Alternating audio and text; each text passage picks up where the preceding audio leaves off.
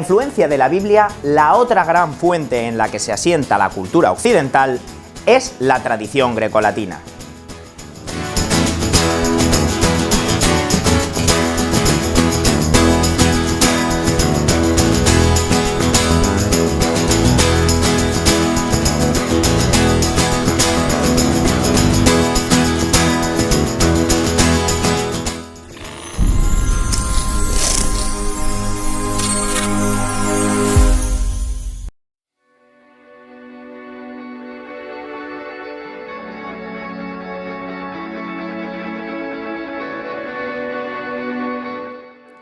La literatura occidental toma muchos de sus temas de la tradición grecolatina.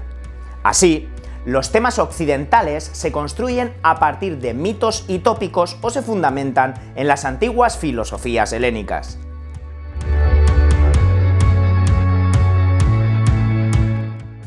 Salvo unos pocos mitos genuinamente romanos, casi todos ellos proceden de Grecia.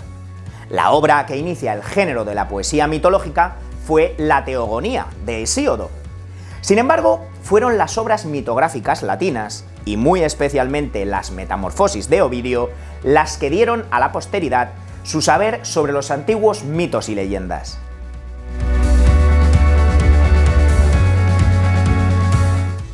Son innumerables los ejemplos de los mitos en la literatura occidental. Citaremos como muestra algunos de ellos. El mito de las sirenas, que Becker recoge en su leyenda Ojos Verdes, o Andersen en su cuento La Sirenita.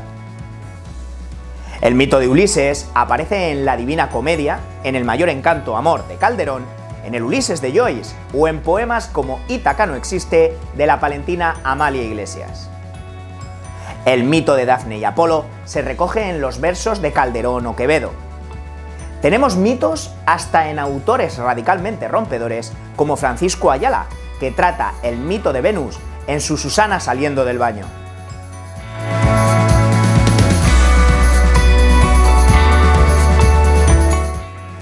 Aunque hay muchísimos tópicos, citaremos aquellos que más importancia han tenido desde la época renacentista en que se revalorizan. De Horacio tenemos el Carpe Diem, en Garcilaso, el Beatus Ile y el Aura Mediocritas, en Fray Luis. De Virgilio, el Ubi Sunt.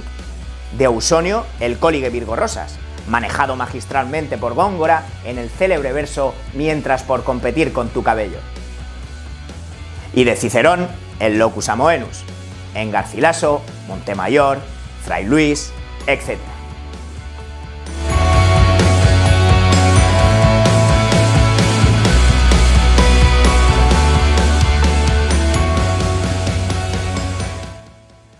Nuestro pensamiento occidental se asienta en las corrientes filosóficas clásicas. Por ejemplo, la doctrina de la belleza que surge del neoplatonismo, inspirado por Filón, Plotino y el Areopagita. Esta corriente también estará en la base del humanismo y del petrarquismo.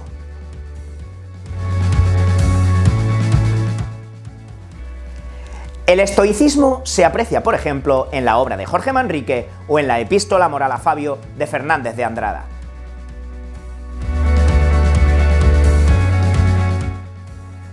En la Celestina observamos influencias del alegorismo, epicureísmo y estoicismo escolástico. El pitagorismo aparece en Fray Luis, en Becker, Rubén Darío, etc. Y por último, el panteísmo de Heráclito en Guillén o Alexandre.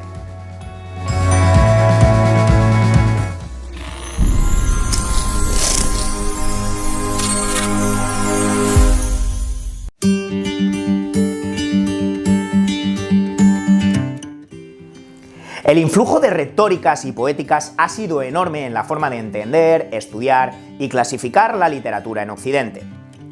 Aristóteles u Horacio, entre otros, han sido referencia obligada y siguen siéndolo para los estudiosos de la obra literaria y para los creadores.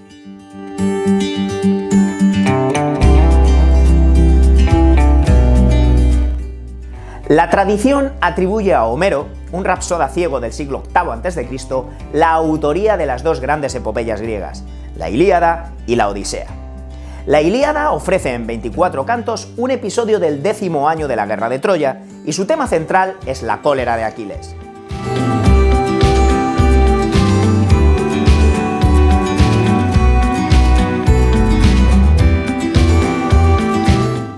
La Odisea, por su parte, relata en 24 cantos el tema del regreso de Ulises a su patria, Ítaca, una vez finalizada la guerra de Troya.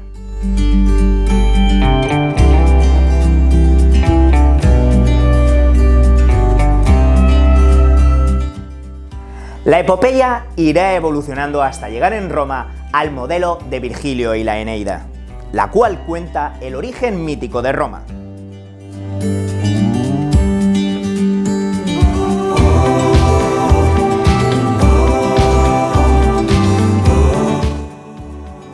Lucano, sobrino de Séneca, también es exponente de la epopeya romana con su obra La Farsalia, aunque abandona los temas mitológicos a favor de un asunto histórico y verídico, la guerra civil entre César y Pompeyo.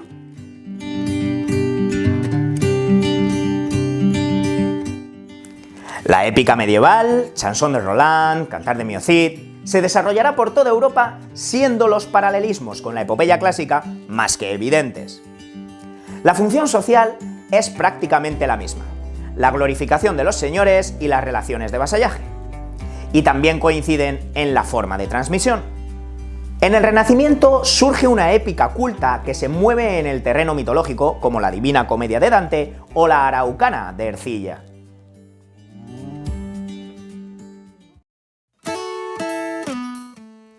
Tras los aedos y rapsodas que cantan las glorias de los héroes del pasado, surgen los poetas líricos, que ofrecen al auditorio sus sentimientos, sus amores y sus alegrías o tristezas.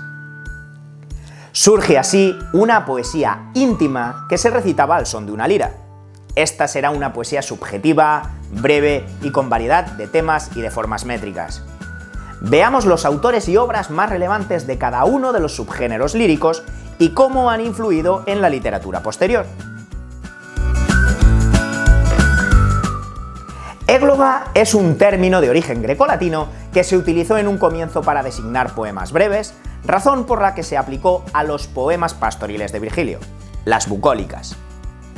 Dichos poemas fueron escritos a imitación de los idilios de Teócrito, que tratan, en concreto los 11 primeros, de temas bucólico-pastoriles.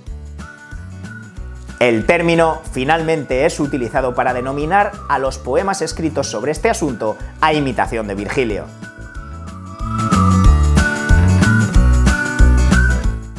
El tema pastoril es objeto de un tratamiento literario de gran calidad en determinadas obras de la literatura italiana, como el Bucolicum Carmen de Petrarca, el Ninfale d'Ameto de Boccaccio y la Arcadia de Sannazaro. En España, quien conecta directamente con la tradición bucólico-pastoril representada por Virgilio es Garcilaso de la Vega. A las églogas de este hay que sumar las de otros escritores del siglo de oro y del siglo XVIII. En el siglo XX, al menos Luis Cernuda y Miguel Hernández titulan égloga sendos poemas, combinando heptasílabos y endecasílabos, como en las églogas garcilasianas, y compartiendo un similar tono melancólico y sensual.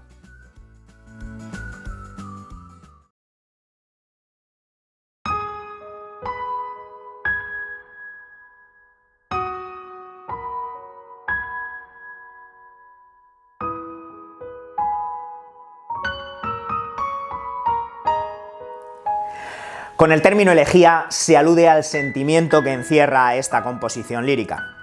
En Roma, es Ovidio quien crea en sus Tristes y Pónticas el modelo más perfecto de la elegía latina.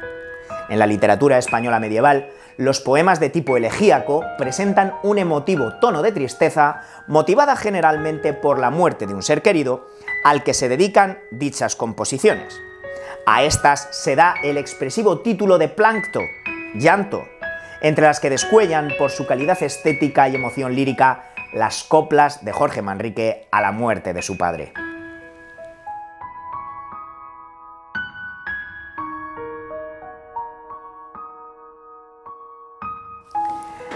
En el Renacimiento, la elegía europea encuentra su inspiración no solo en las fuentes clásicas mencionadas, sino también en el cancionero de Petrarca y en los dísticos latinos de Sannazaro. Con esta doble tradición conectará Garcilaso de la Vega en sus elegías a Boscán y al Duque de Alba en la muerte de don Bernaldino de Toledo. En la elegía del barroco español cabe recordar la canción a la muerte de Carlos Félix, de Lope de Vega, en la muerte de don Rodrigo Calderón, de Góngora, etc. Estos poemas seguirán cultivándose en los siglos XVIII al XX, por ejemplo, Elegía a las Musas, de Leandro Fernández de Moratín, Canto a Teresa, de José de Espronceda, En la muerte de un hijo, de Unamuno, Elegía estival, de Juan Ramón Jiménez, Llanto por Ignacio Sánchez Mejías, de Federico García Lorca, etc.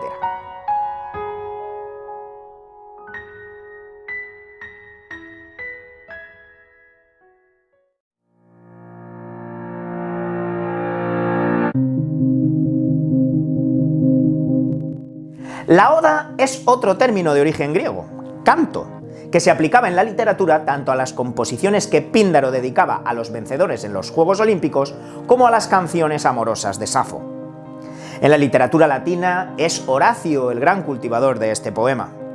En España, su introductor es también Garcilaso de la Vega, con Oda a la flor de Gnido, escrita en liras, estrofa que utilizará también Fray Luis de León tanto en las traducciones de las odas de Horacio como entre sus composiciones originales, a Francisco de Salinas, Profecía del Tajo, etc. Entre los cultivadores más conocidos de este poema figuran Fernando de Herrera y Góngora, con Oda a la toma del Arache en el siglo de oro, Meléndez Valdés y Quintana, a la invención de la imprenta en el siglo XVIII, José de Espronceda, con Vida en el campo, en el XIX, y Federico García Lorca, Oda a Salvador Dalí, Alberti, Oda a Platko, y Pablo Neruda, Odas elementales en el siglo XX.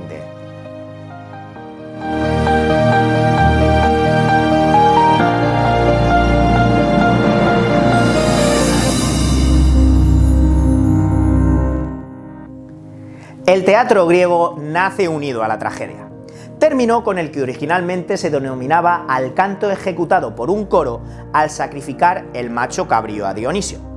Posteriormente, dicho término se utiliza para designar la representación dramática de una acción grave. Su protagonista sucumbe fatalmente a un destino aciago, en el que intervienen personajes nobles, dioses, héroes, reyes, etc., y de la que se sigue un efecto purificador en los espectadores, la catarsis. La primera obra conservada es Los persas, 472 a.C., y pertenece a Esquilo. Hace tiempo que sufro en mis sueños nocturnos sobresaltos, desde que mi hijo con su flamante ejército partió a tierra griega dispuesto a aniquilarla. En ella está ya diseñada en lo esencial la estructura de la tragedia. En Roma, el introductor de la tragedia griega mediante adaptaciones es Livio Andrónico, en el siglo III a.C. Dos obras que merecieron el elogio de Quintiliano son Medea de Ovidio y Tiestes de Vario Rufo. Además, se conservan 9 tragedias de Séneca: Agamenón, Fedra, Edipo, etc. En la literatura española merecen destacarse la tragedia de San Hermenegildo, obra anónima del siglo XVI, la Numancia de Cervantes, El caballero de Olmedo de Lope de Vega, La dama del aire de Calderón, y ya en el siglo XX, Bodas de sangre, Yerma y La casa de Bernarda Alba de Federico García Lorca.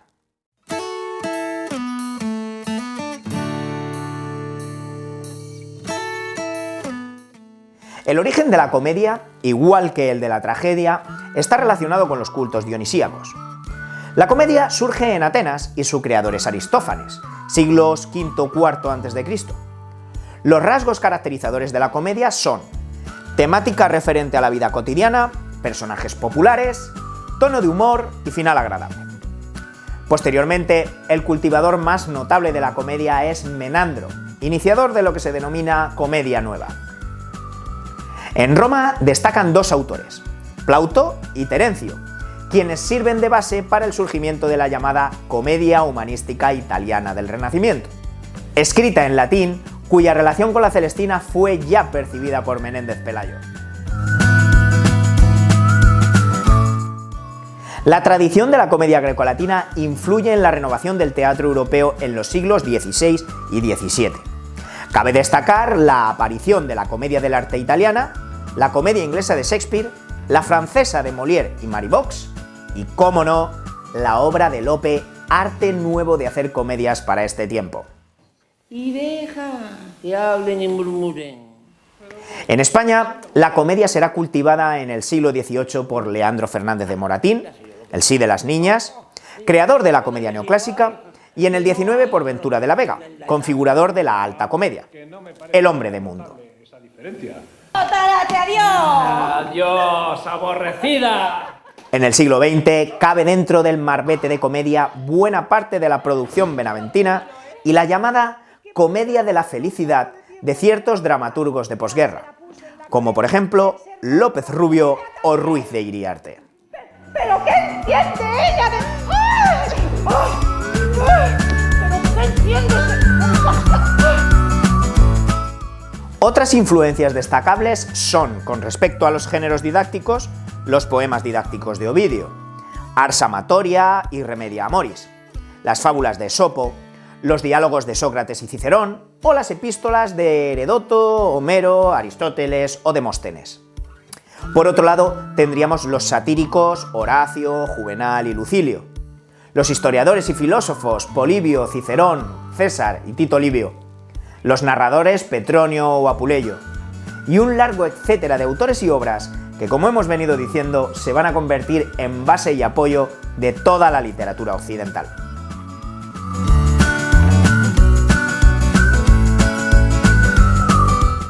Tras este breve repaso de las fuentes de la literatura occidental, podemos concluir que, evidentemente, todas son vitales para poder entender cabalmente cualquier literatura posterior.